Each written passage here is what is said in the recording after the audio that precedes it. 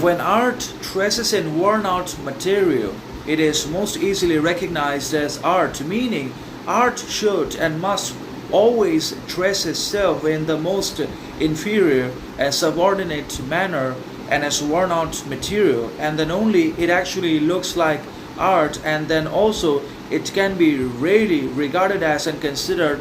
to be genuine, authentic, original, wise, moral, good art, whether it's literature or philosophy or painting or dancing, it could be anything. But when it has that rawness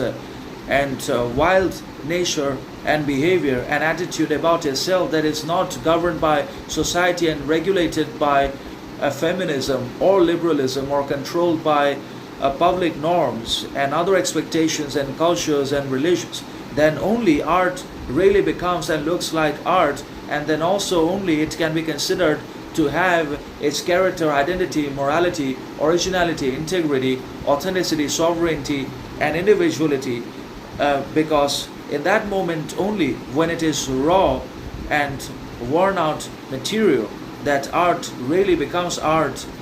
that it also becomes transcendent, sovereign, and immanent at the same time. So it both dwells in this world also, which is finite, limited, in which we live, and it also transcends it. It goes out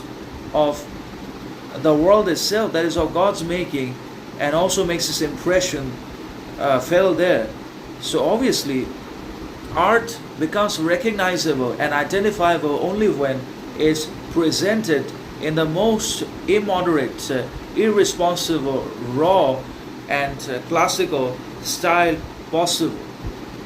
When it is not purified or refined by societal norms and public conditions and other expectations or lusts, when art is done exactly in the manner it should be done, then only it looks like art. And that is also the case with painting and with philosophy and literature, as we should try to create and write and develop things as we feel them, experience them, and observe them, and not as other people tell us to do, not in accordance with society's cultures, public opinion, and reputation, etc. We should not and must not work for reputation,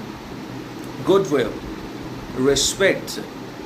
a wealth, possession from the others, but we must work for our purpose, ambition, desire, intention, and aim for our arts in our lives, and then only we are going to become great, admirable, and we're going to be remembered forever for our worth, significance, not only in ourselves but also